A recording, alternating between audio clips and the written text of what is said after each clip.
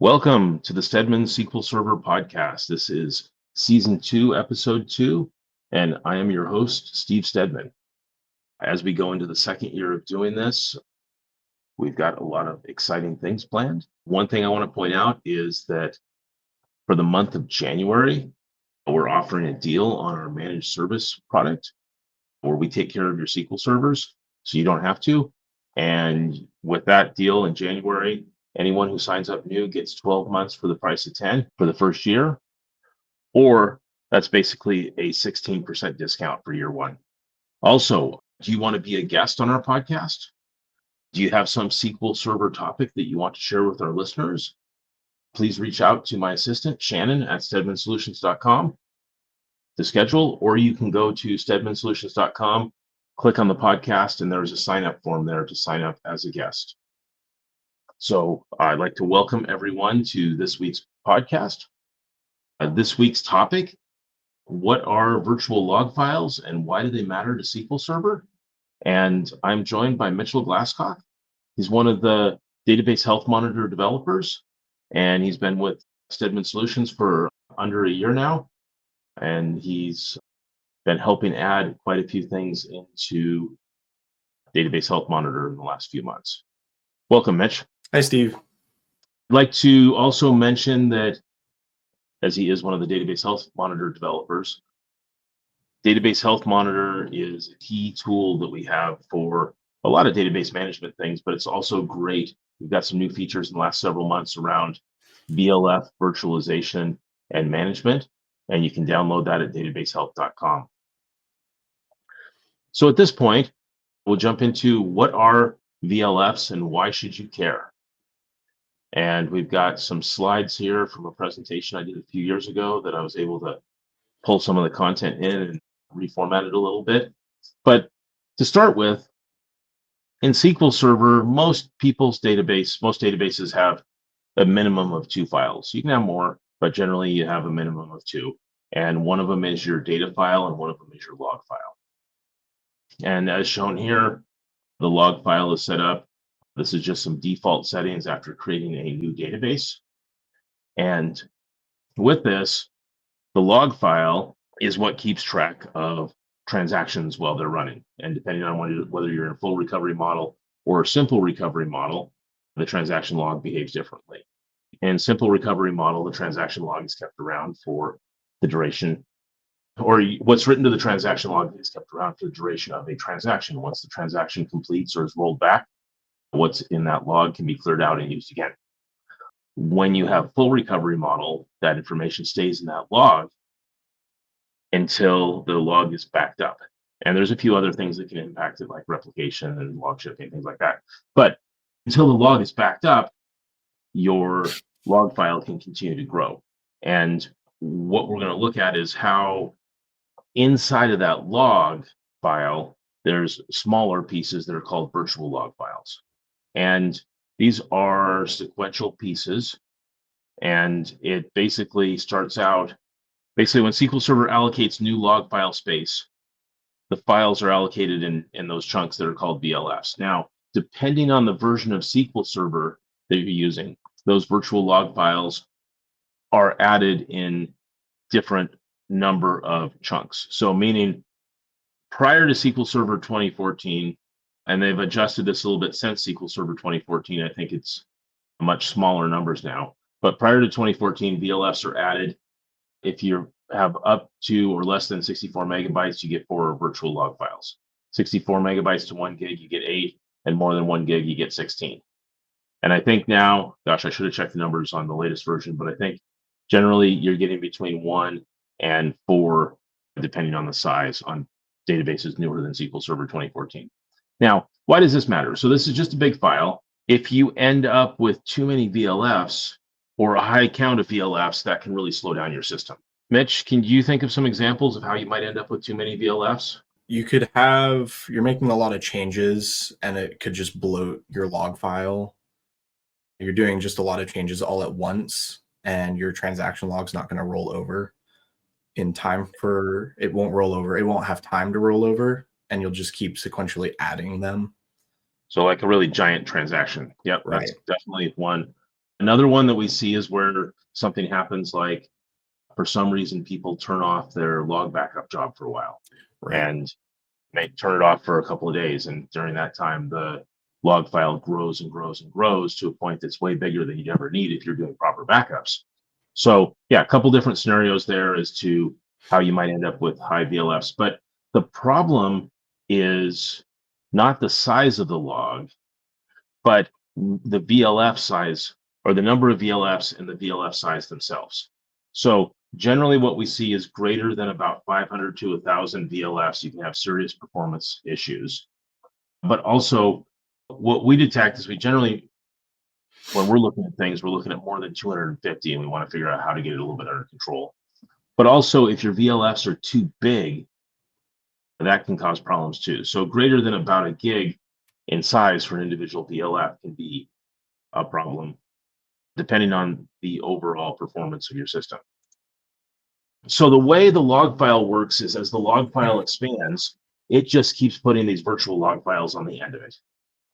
And we're going to have a demo with Mitch in just a minute to talk about that. But as the file grows, it just puts on these chunks of varying sizes. As it grows, it just keeps putting these on the end of the file. And unless you do something to manually clean them up, they're just going to, the file gets allocated and then it doesn't get cleaned up. So let's look at an example here. So if you had file growth with a default, let's say you just create database and go with the defaults of 1 megabyte for the log and 10% growth. And let's say the log needs to grow to 3.5 gigs. Well, what's going to happen is you're going to end up initially, that 10% growth is you're going to get a lot of really tiny virtual log files. And then eventually, to get to 3.5 gigs, it'll grow out to be about 420 log files. And you get these really varying sizes of the virtual log files. Now, the problem with percent growth is, as the database or as the files get bigger and bigger and bigger, that percent growth gets bigger and bigger. So it's a relative setting, and you end up in a position where you've got some really kind of mismatched sizes, where one transaction might span 30 VLFs and another one is fully contained in 1 VLF. So we usually want to clean that up a little bit, and we'll talk about that in a minute. But let's look at another example. Let's say you start big, you start with your log file at 2 gigs, 2,000 megabyte, and you grow at 10% growth. So still the same 10% growth setting, but you started with a much larger file to begin with.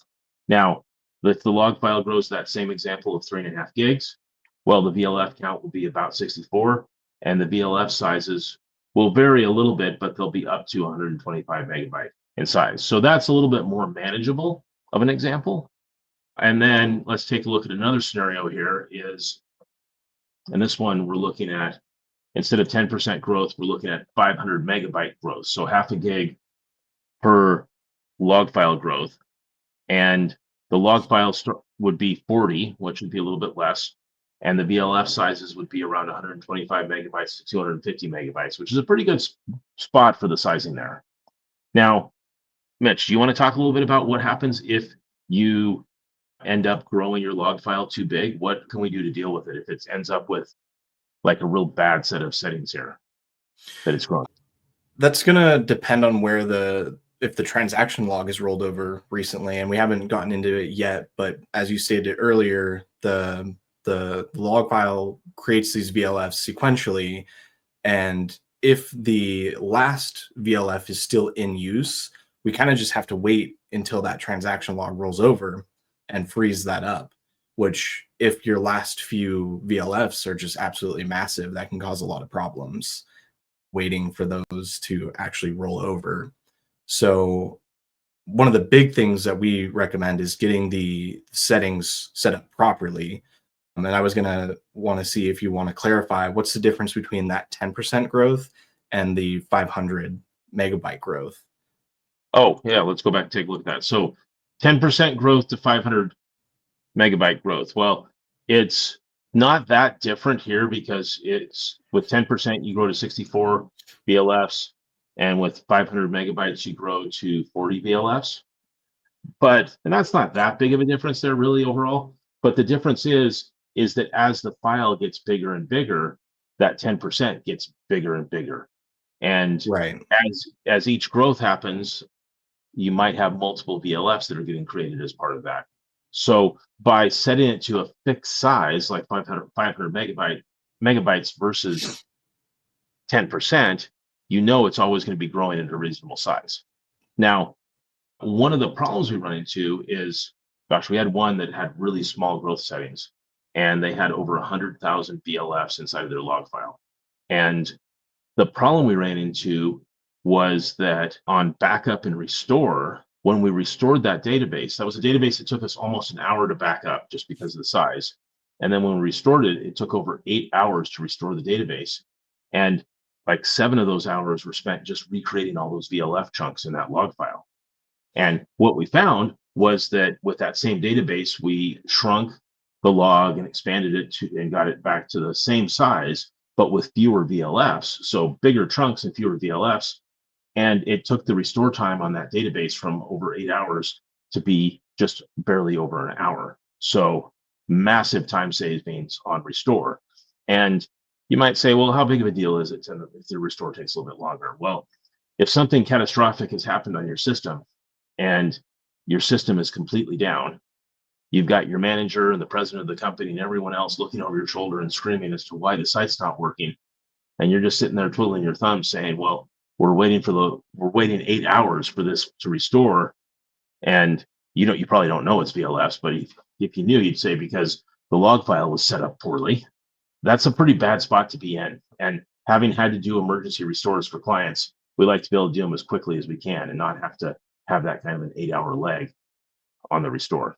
We're going to talk a little bit about how Database Health Monitor gives you some cool things to deal with the log files. But first, the old way, let's say you hadn't heard of Database Health Monitor or you don't have access to it. Well, you can go check the VLF count with DBCC log info, which is an internal command that will tell you how many files there are and how big they are and all that. And it just gives you like a table display. And then you can go adjust the settings on your database file or adjust the settings on SQL Server for that database for the growth. Then you go shrink it as small as possible and do this off hours. But you also need to make sure that that last one, like Mitch mentioned, the last VLF is not in use or it won't shrink past that. And then you shrink it as small as possible, grow it back to the size you need. And that might be close to the same size it was originally, but check the auto growth settings and make sure that your VLF count is coming out less with DBCC log info after doing this. If you don't adjust your auto growth settings, you may end up with just as bad of a scenario, depending on how you grow the file. But this is where we say there's a better way. The better way used to be a script that I had on my website at stevestedman.com, where you could download and run this T-SQL to sort of visualize in this character-oriented chart what the log file looked like. But after using that for a few years and realizing, hey, we've got Mitch working on Database Health Monitor, maybe he could put it in as a cool new report. So let's take a look at Database Health Monitor and go ahead and explain the report, what we're seeing here, Mitch. All right. So as Steve said, we've been using just a script to visualize this, but we've now put it in a report. And what this does is it creates a visualization of all the VLFs in the sequential order that they are. And it shows you which ones are in use and which ones aren't currently in use. So as we see here, this isn't a great database. The settings aren't set up properly. It's set up for 10% growth. The database is pretty small, doesn't have a lot of transactions on it. So we won't see a lot of use on this, but it's still great for showing what this report can do. So as we see here, oh, go ahead. This database is a really good, not a great setup, but a really good example of a bad setup that is pretty common in what we see. Right. So that 10% use or the 10% growth, do we usually want to avoid using that setting? That's generally what we want to avoid in that. And this is how I currently have this one set up. Yeah, and the general tip that we have, and we do this whenever we're doing managed services or performance assessment or any of that kind of stuff, is that we never, and this is kind of a best practice as well, is to never use percent growth on any of your database files. Always use some fixed size that's going to be appropriate for your database when it starts out.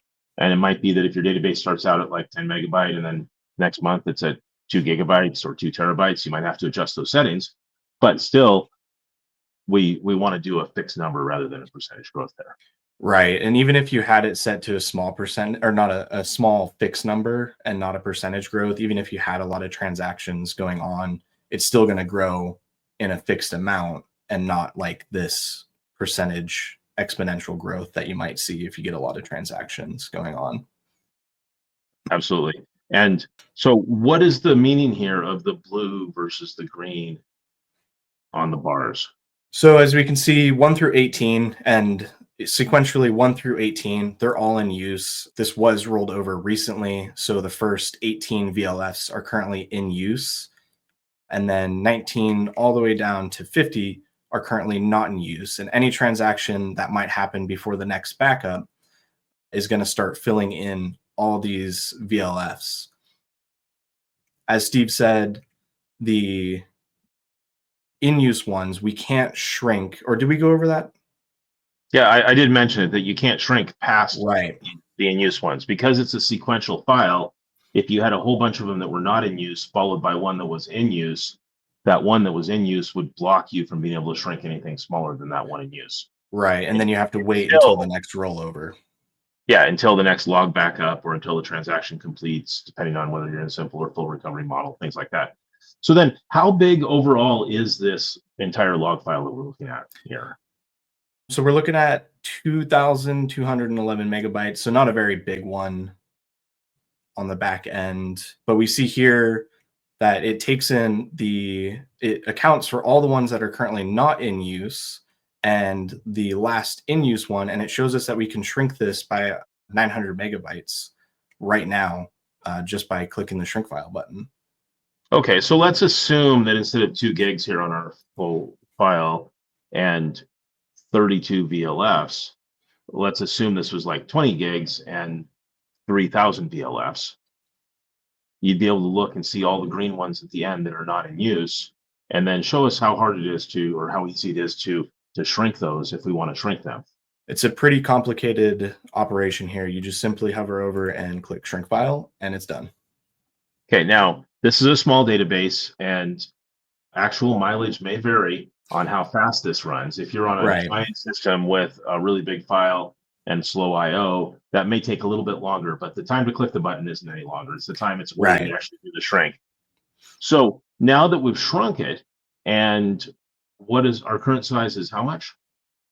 We're down to 903 megabytes. Okay, now we know it was about 2,200 megabytes. The reason it was at 2,200 megabytes is probably because there were enough transactions going on that at some point the file had to grow to that size. So shrinking, if we just shrink this and we've got something that happens every day or once a week or something that's going to grow it back out to that 2,200 megabyte size, well, that's going to happen. It might mess up our log files here, our VLFs again, if we don't have the proper growth settings. But can we just set it back right now to 2,200? Yeah. So we can easily expand this all the way back out to 2,200. And this is where you would want to go in and readjust your growth settings to what you need for your database so that you're not getting way too many VLFs under that next transaction, next few transactions. Yeah, and that's the key here, is that if we're doing the manual expand here, we're expanding it. It's not related at all to the auto growth settings. But if we were not doing the manual expand here and we were letting it just grow automatically, that's where those growth settings come into play. All right, so right now we've gone for somewhere around 30 VLFs down to around 16 VLFs. Now it's possible in the made up scenario, if we had like 3,000 VLFs to start with, that after doing the shrink and the grow, we could have still ended up with less than 50 VLFs instead of 3,000 if it was a much larger file we were dealing with. Right. And even doing this in the database health application, you still want to do it outside of normal operating hours so that you're not running into those issues where you're stomping on IO and all of that. Now, with this, let's say you had 3,000 log files showing up here, and the very last one was in use, and you hit shrink, and it couldn't shrink anything off of it. What are you going to do at that point?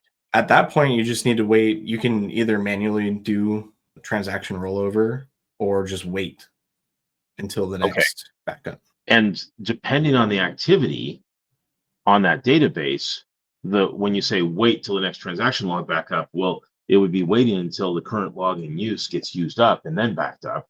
Right. Sometimes I tell people, well, this is a really slow database.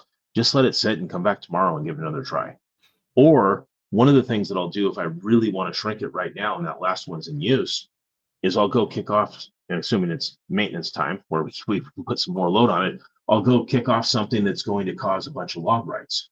For instance, index and statistics rebuilding on a database. It's a good practice, and it's a great way to churn through some log files if you have big enough data there in order to, as you do the index rebuilding and statistics updates and stuff like that, all that gets written to the log. And that's a good way to artificially just pump some stuff into the log to chew up the current log file that's in use, then run a log file backup, and then it should roll over and be back at the beginning of the log file and let you shrink at that point. Right. It's one of those things that, if your VLF count is like in the few hundred or your log file is like, I don't know, log file overall size can be kind of a relative thing. But let's say you've got a 300 gig database file and your log file has grown to 500 gigs. Well, on bigger databases, that's a whole lot of log file space that's going on there that probably is an indication something wasn't working right. So the other thing we can look at related to this is we have the historic file size over time report.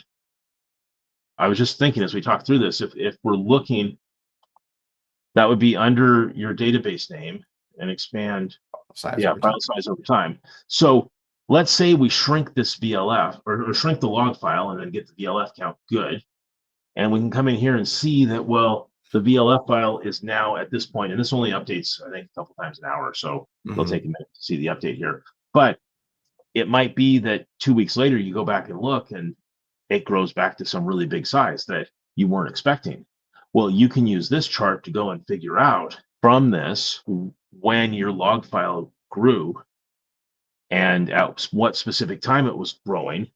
And you may be able to go and look at like what jobs are scheduled at that point, or is that happening after hours, or is that happening in the middle of the day when you have the most load on the system, or whatever it may be. And you can use that time of when the file actually grows to correlate it with maybe some event that caused it to grow and to figure out, well, gee, maybe you've got some query running. And we see this a lot with like data migrations, or people are trying to pump data into a reporting database where they bring in like big table and they dump the whole thing and replace it every single day. That's one of those things that doing too much inside of a single transaction can cause the file to really bloat out. Now, it might be necessary, you need it to be that big, but there might be other ways to do it if you're constrained on space. Now, let's go back to the VLF report here. And I'm going to say, I wish you'd had this done about 3 weeks before it was actually done. Because in that final 3 weeks that we were testing this, there were, I think 3 different clients that I worked with where they had some event happen that bloated out a lot of their log files and chewed up all their drive space, causing crashing because they had no more disk space on the drive. So we had to manually go in and shrink a number of their log files because what had happened is their log backups had failed, had been turned off for a few days. And when they turned them back on, they then had all these over bloated logs. And we had to go in and manually doing it the old way using shrink file, go in and clean them up. And something like this would be really, really handy to be able to go find those. Now, another thing with this is if you click on your server name up top and then go to the instance reports and click on the disk utilization report. Let's see, don't have that one pulled up. Or sorry, file utilization. It's this in the bottom there. File utilization. Okay, now if we sort this by free space in megabytes and sort it the other way so we get the big ones at top, one of the things I'll do is I'll go look and see, do we have log files in here? If we're concerned about disk space on our log drive, for instance, do we have log files in here that have a ton of free space in it? And if so, then I want to look into why we have that. Now, this is your desktop. It's a test server. It's not very indicative of a real server. Right. But sometimes you'll go and look, like I was working with one client who found like 400 gigs in one of their log files because they had run a really big transaction or update with a transaction and left the transaction open for too long. So, and it just really bloated out their file. So that was one I was able to go and see that we could clean up hundreds of gigabytes by looking at which file it was, and then going to the VLF report and shrinking it. Okay. Anything So else we want to you show in Database Health Monitor?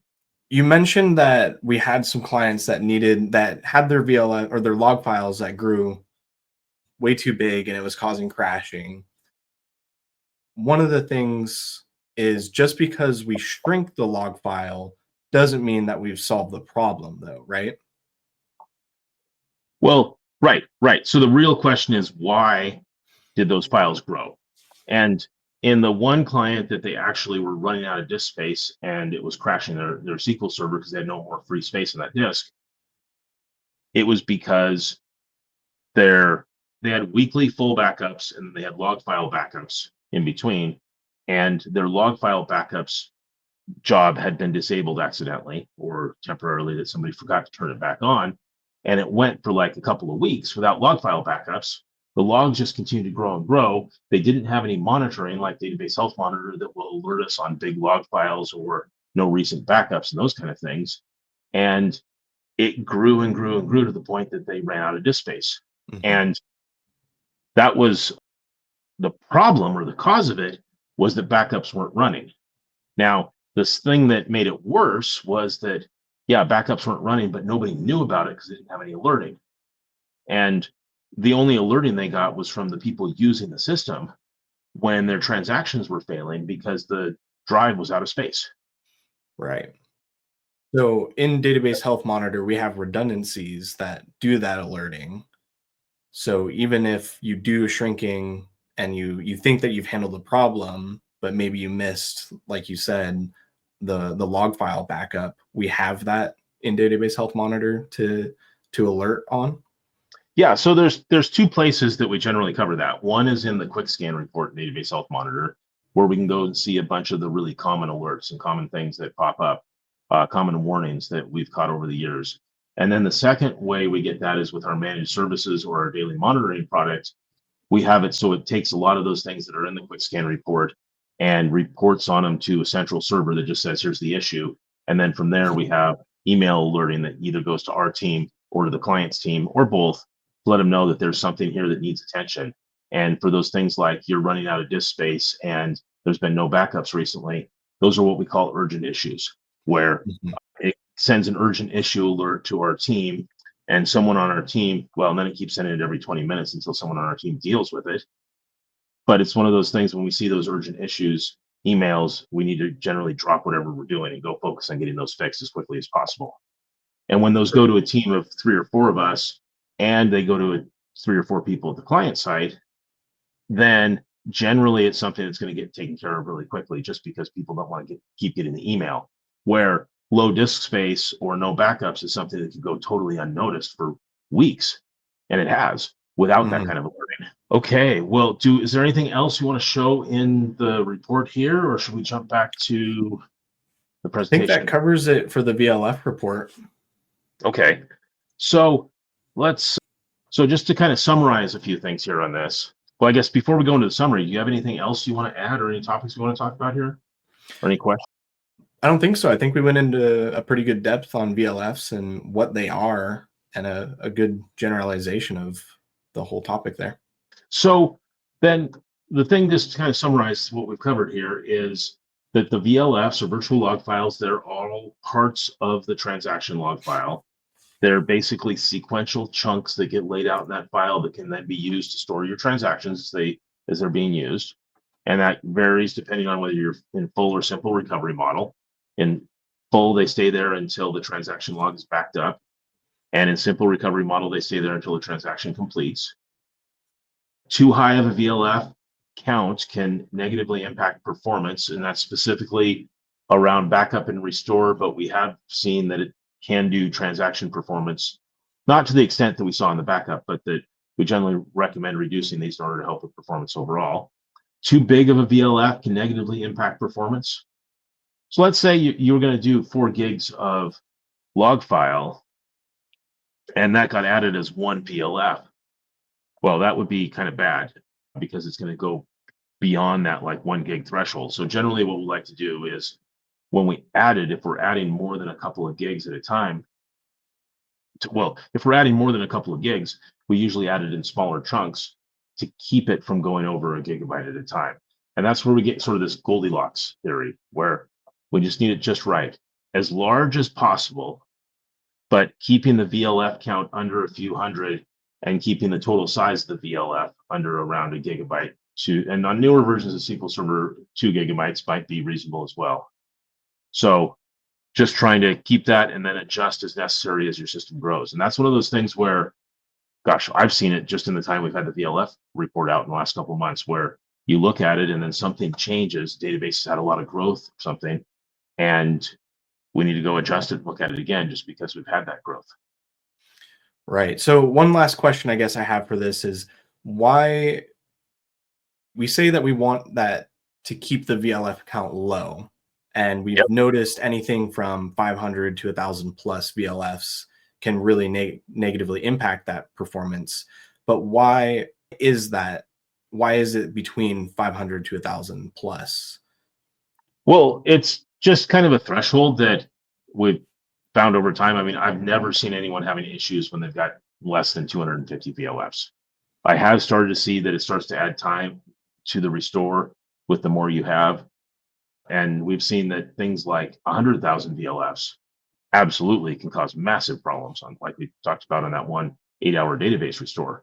But where that threshold is, it's a little bit loose depending on your system. I mean, if you're on a system that has massively fast I/O, you might not notice it up until around 1,000 VLFs. But if you're on a little bit slower system, you might be seeing it around 200 or 300 VLFs being an issue. So we kind of set the threshold there just to be safe as somewhere around 250.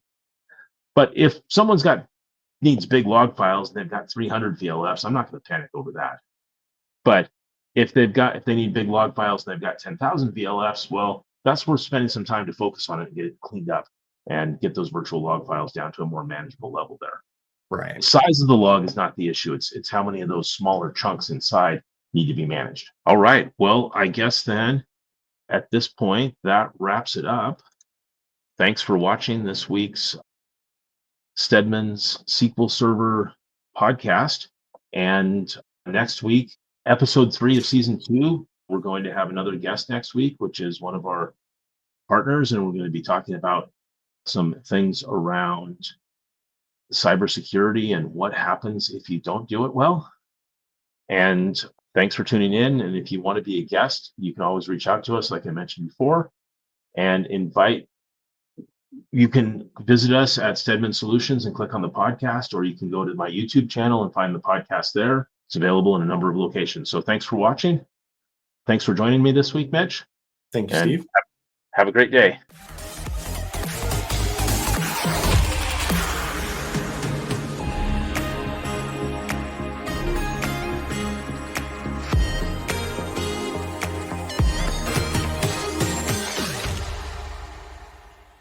Thanks for watching our video.